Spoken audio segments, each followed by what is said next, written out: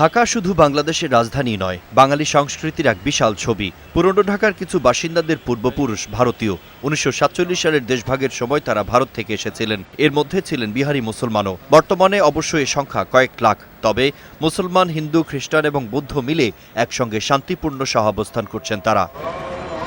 ছিল না কোনো মোটরযান, তাই ঘোড়াগাড়ি, রিকশা চলাচলের জন্যই সব ছোট রাস্তা ও সরু গলি। তবে ৫২ বাজার ৫৩ গলির এই জনপদ সেবা সুবিধার আধুনিকতার পাল্লায় কুলিয়ে উঠতে পারছে না আর। তরতর করে বেড়ে চলা গুলশান, বনানী, ধানমন্ডির আধুনিক সেবাযুক্ত প্রশস্ত রাস্তাঘাট, পয়ঃনিষ্কাশন ব্যবস্থার কাছে পুরনো ঢাকা এখন পরিত্যক্ত জনপদের মতো।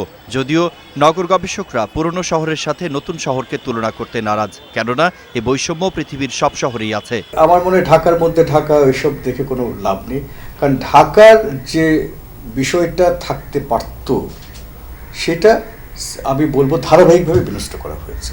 পরিসংখ্যানে দেখা যায় উত্তর সিটির ৯০ লাখ বাসিন্দার জন্য ৪৪টি পার্ক ও খেলার মাঠ, ৪০টি মার্কেট, ১৩টি কমিউনিটি সেন্টার, ৩২টি সঙ্গীত বিদ্যালয়, ৮৫টি পাবলিক লাইব্রেরি, ২৫টি পাবলিক টয়লেট, ৩৪টি ফুট ওভারব্রিজ ও ৫টি কবরস্থান রয়েছে। কয়েক হাজার মসজিদ, অর্ধশতাধিক দেশি বিদেশি ব্যাংকের কর্পোরেট ও শাখা অফিস ছাড়াও ঢাকার প্রায় সব বেসরকারি বিশ্ববিদ্যালয়ের অবস্থান নতুন ঢাকায়।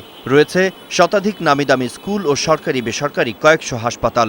তুরাগ, উত্তরখান, দক্ষিণখান, বসুন্ধরা, ভাটারা, পূর্ব ভাটারা, আফতাবনগর, এইসব এলাকাগুলো শহরের অবয়ব পেয়ে গেছে, কিন্তু এখনও এটি ইউনিয়ন পরিষদ বা অন্যান্য প্রতিষ্ঠানের আওতায় আছে। এটি দ্রুত সিটি কর্পোরেশনের অন্তর্ভুক্ত হওয়া দরকার উন্নয়নের স্বার্থে। উত্তর ও দক্ষিণ সিটি কর্পোরেশনের তুলনামূলক চিত্র বিশ্লেষণ করে বিশেষজ্ঞরা স্বীকার করছেন যে পুরনো ঢাকার সাথে নতুন ঢাকার নাগরিক সেবার বৈষম্য ক্রমেই প্রকট হচ্ছে। এই যে বৈষম্যটা নতুন ঢাকায় অনেক বেশি প্রকট এবং সুযোগ সুবিধার বৈষম্য।